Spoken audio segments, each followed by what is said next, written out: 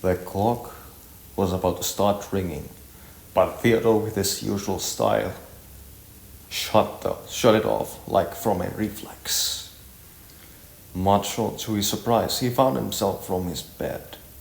He couldn't remember anything from yesterday's evening, and so he really didn't know what to expect from today. The feeling of unknown had almost disappeared, and now Theodore finally felt himself being normal again. He didn't have anything special for today outside of the meeting held by Mr. Duck. But even then, he knew all of the people there more or less. Also, it was about something he was already familiar and comfortable with. Not too many surprises and nothing to be interested in. What are you thinking now? We need a plan. And it's not supposed to be a surprise. Theodore thought back to his feeling. What are you thinking now? We need a plan. And it's not supposed to be a surprise. Theodore thought back to his feelings over the evening this morning. We'll invent something new, it's sure. He thought, and rised up from his bed and walked towards the house's kitchen and decided to take a loaf of bread. So Evie didn't need to wake up for help. Because of the timetables and plans for the day, Theodore once again didn't have anything too important to start without compromising its success. After the breakfast was done, Theodore took a piece of paper and a pen for himself to take some notes and plans for tomorrow, and so he would write them down. Theodore knew that the old men of the village were incredibly eager about the new plans and village-wide meetings, so he decided to start the stroll into the workshop right now, even before the clock could hit 7. The old seniors would already be there, so why not to hop along? And so Theodore started the trip to the dog's workshop. When Theodore finally arrived to the workshop, the old seniors were there, already 2 inches off the ground, while waiting in the workshop's front yard. Every single of them were excited and eager to suggest different outcomes. How they would reconstruct new details, like new tools or shapes, or whatever they could come up with their minds. Theodore wasn't surprised that, especially the old men, were the first in the scene, despite them being over half an hour there even before the initial meeting time. As the clock finally closed into the time the meeting was initiated to be held, Roderick and Gustav arrived to the workshop and opened the workshop's doors. All the men moved to the dining hall of the workshop, and Gustav declared that the meeting has begun. It all went as the old seniors predicted. Roderick showed them his own hand-drawn sketch and explained. These sketches present the most wanted models for the urban population. Here we care more about how good our work fits into the user's hands. Urban population doesn't care about looks. That is why it took me for a while to perfect these. All of you have used your own techniques. Then we have a perfect opportunity to improve your skills there. Everything else we have is about your opinion on the matter. Shall we take them in use? Most of the workers were about to rise and shout yes, before the other one of the Alwell brothers stood up and interrupted each person's thought in the room. Also, Gustav didn't look yet quite happy. The Allwall's older brother, Milo, started to explain his own opinion on the matter. But weren't we here to discuss about us increasing our production as well? If yes, we have to answer our 2 questions at the same time, not independently. In the side of surface treatment, we have already a burning hurry, and if we complicate our designs with extra marks and tools on them, then we'll just deepen our trouble there. After those words were said, Roderick looked like he was completely surprised about the situation around him. He replied to his suggestion with controlled but noticeable bitter tone, like he couldn't believe that he forgot something important like this. You have a point, Mr. Alvar. To everyone's surprise, Roderick looked like he was knocked out a bit. How could this be? What he got wrong? Gustav couldn't look at his friend anymore, so he raised up and started a monologue which felt like it has been in his head for a while. The accountant shouldn't give his own opinions on the quality of the work, but now I have to step in. I am sure you have all given your finest to us, but it's not enough anymore. Roderick has, for the eternity of his life, made sure that everything is organized and well planned beforehand. Now I would give my statement how I would expand it. We all excel at something with it, whether it was sawing, tuning, painting, or spinning papers. So, to boost our production, I have to come up with my own work model for us. We split you into 4 groups, each one with their own objective. The first group saws and makes all the blanks for the future steps in production. Group number 2 hones and refines these blanks, giving them their own well-known form. Group number 3 refines the products even further and adds the new markings on the wood surface. These 2 groups especially have to keep an eye on those new models and how they are made. Group number 4 takes care of the surface treatment. Now, how I would fix the situation if one group gets busy or even overwhelmed by work. Every single group whose step takes place before the overwhelmed groups. You'll slow down your production and move to help them. Keeping our reserves and storages in check are the most important moves I can imagine when we are about to make a large expansion. How about you, my fine friends? Are you with me? Roderick immediately raised his arm to show his agreement, and so started everyone else. Organized and unified was something that the workshop has been needing for a while now. They'd finally get a vision which would help them to get through the uncertain future. So it was clear when decided. The new sketches Roderick had made and Gustav's new working model was taken into use. Only thing that mattered anymore was who would form these 4 groups. It wasn't really even a question. Everyone knew each other's skills well enough that everyone knew who would be the best fit for each role. Every one of the decisions were made in a matter of minutes, and now it was all said and done. Roderick decided to test this new build a bit, and when the meeting was said to be over, he ordered each of his groups to leave the dining hall, each with their own turns. Theodore was going in the second group, and he left right on time. Roderick was still a bit troubled by himself forgetting to make a new working model in order to try and accelerate productions. But luckily, Gustav saved his hide during the last minute.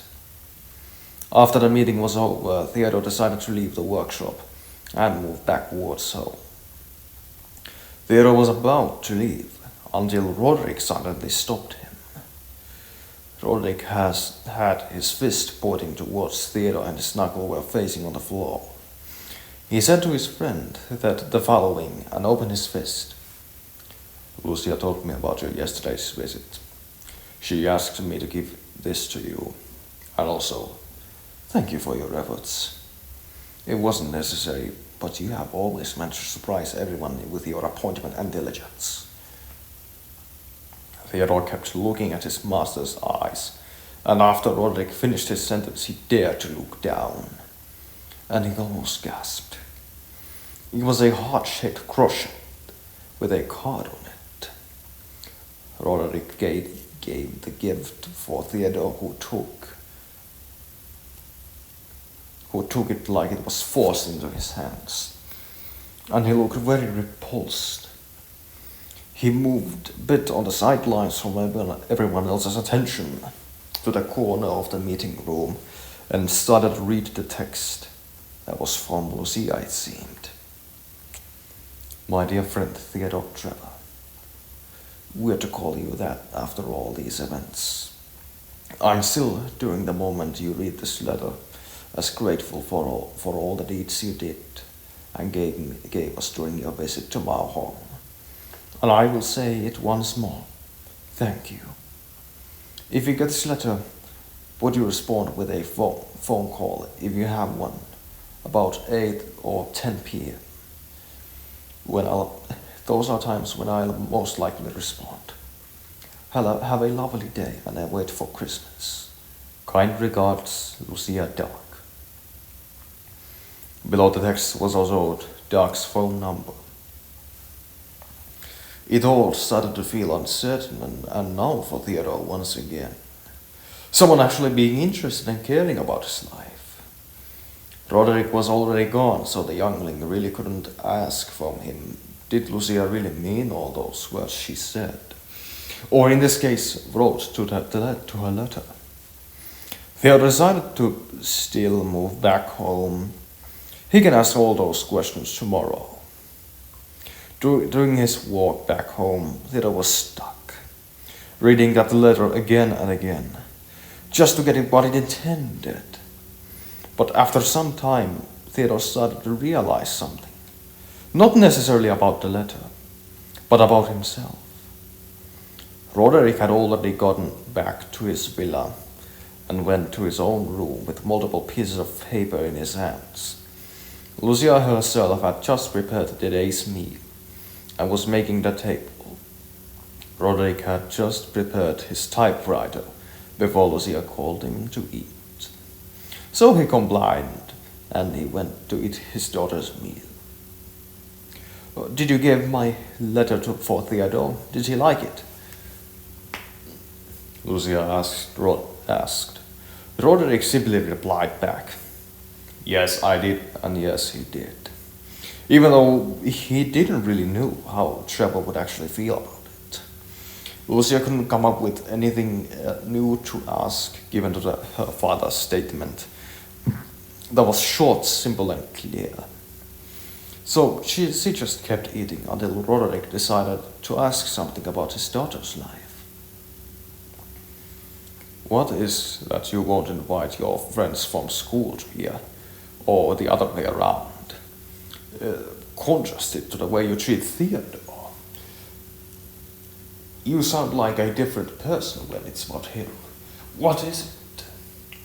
It's just that we aren't really friends. At least I don't see them so close to us.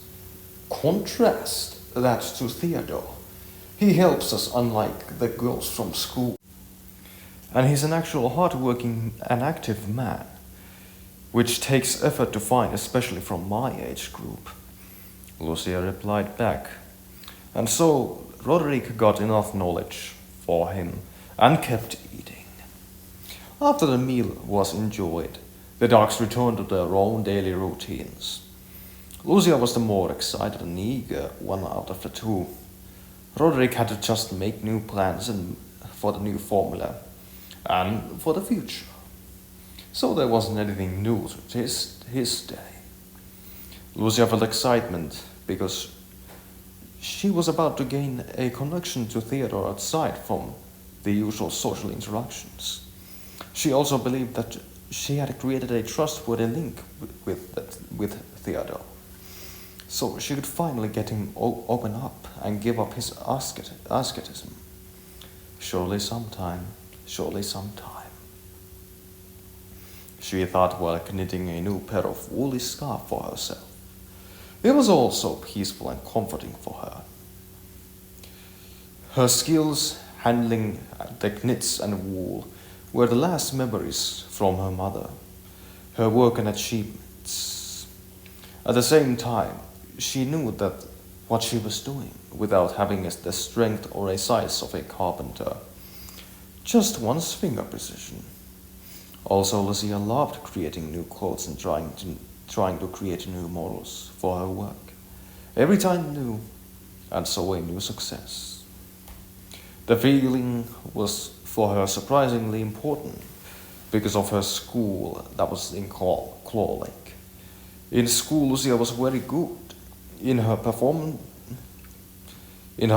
was nothing wrong. It was that the other people around there, the usual popular girls like people careless, even irresponsible and childish. Maybe that might sound over exaggeration, but that was how Lucia felt. At least after she got Theodore in her life. He was a perfect opposite for the people Lucia had connected in school. Lucia was raised under a clear share of principles, and Roderick always used them. Responsibility was one of them. Lucia never had anything against them, but the not so responsible people around her really didn't excel at deepening those principles. Productivity was another. It was not among them really a respected trait. When Lucia got things that weren't part of her group, she almost felt superior compared to them, and she felt the only one when she was doing something alone and without their interruptions. Also, around anyone else who wasn't an adult, Lucia had a hard time to speak with them without sounding weird. This carried all the way to home. Because of Theodore's more mature and responsible outlook, she found it easier to connect with him and, more importantly, speak with him.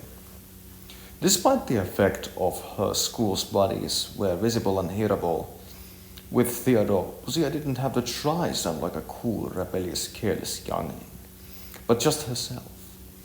Being good at things she wanted to be good, and just live by the principles she was raised with.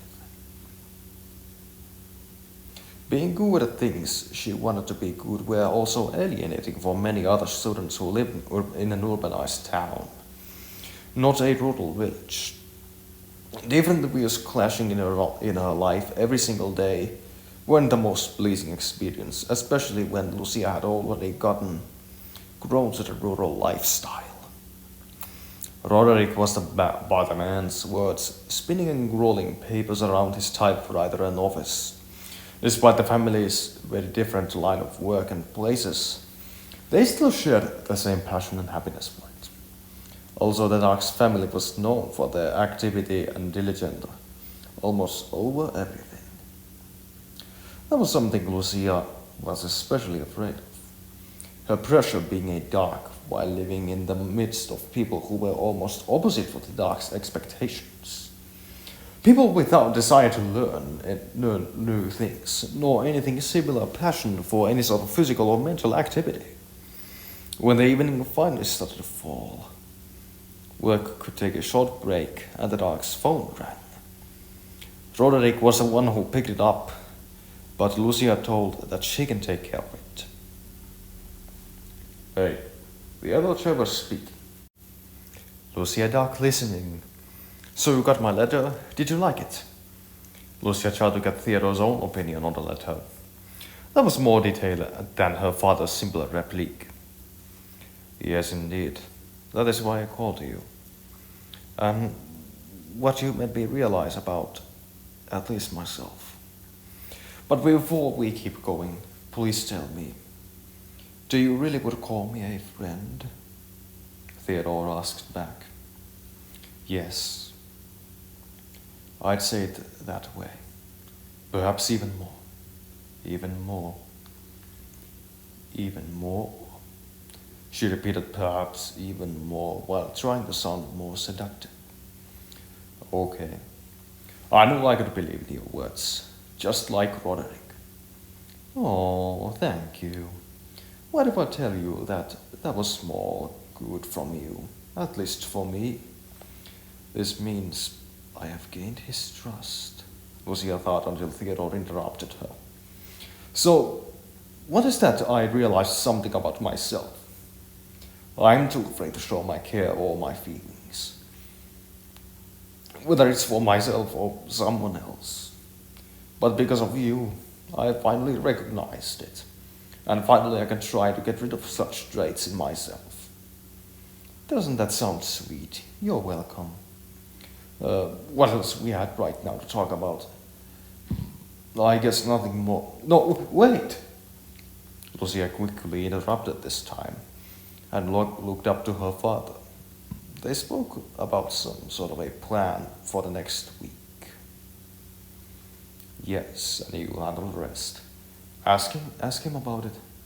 Then I'll tell you what is so important about that meeting. Roderick said with a tone he would only really use in the workshop. It had the same sense of worth, authority and responsibility. Yes, and if he really is comfortable opening up to us, it might even end up successfully. Lucia made her own opinion on the matter as well.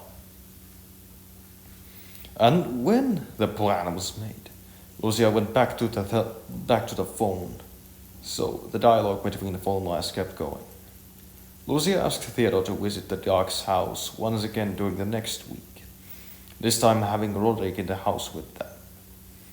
The meeting would be after work, and they'd make some sort of a deal during the visit. Yes, that sounds good. I'll find a good day for that. What about the deal you spoke? Is it important or big? Theodore asked in his interest. Lucia replied back. You will get it when you are here. But I am sure that it's not going to be at least a big surprise for you. All right. Goodbye then. Good night. Good night. And so the call ended. The phone call was a big relief for both teams, and they were about to open their locks and understand themselves a bit more back again. All of it getting better and better. Lucia told her father about her plans for Monday, and he also was at least a bit excited for it. He saw this as a chance to tighten his ties with the Trevor family even more than already had been, and his daughter was very close for finding herself a romantic partner, at least how Roderick saw it. They both decided that it was better given how much clock was all ready to go to sleep, and so the Dark's villa turned silent and sleepy in seconds. It was all now calm, and at the same time exciting. Everything went as wanted, or even better than expected.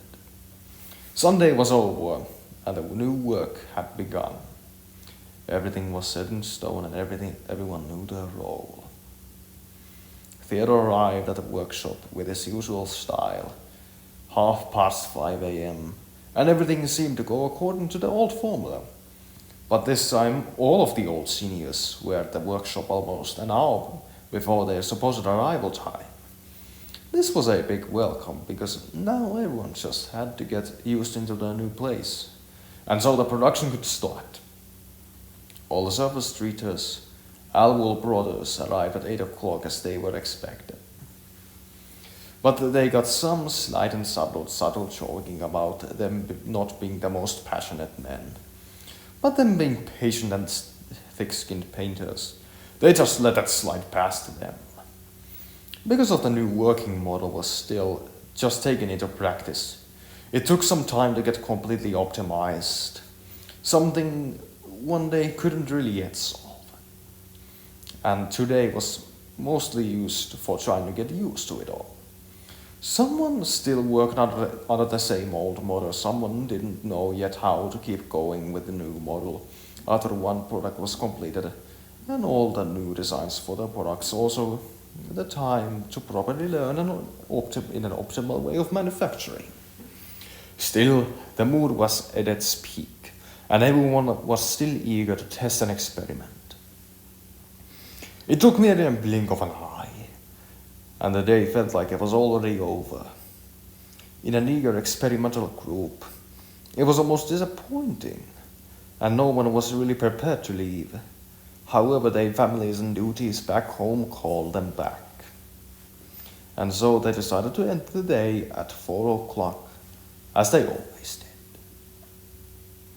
Theodore thought that he might have an opportunity to speak with Roderick for a little and ask him about the visit they spoke about last night. Mr. Dark himself was not quite pleased by the sudden abrupt mentioning of it, but he thought that Lucia would be happy to see Theodore once again, and Lucia had already been preparing for his next visit. So what Mr. Dark did, he simply nodded to the request, and so the two began their stroll to Roderick's villa, where Lucia would already be waiting in them. As the two get marching in the winter, they both were still very silent, because they were just simply tired after the day. But through time, when they finally get to Dark's villa, Theodore and Roderick were waiting on its door, and so they knocked on it, and Lucia opened it. So by this way, the final meeting of the day could begin. To be continued.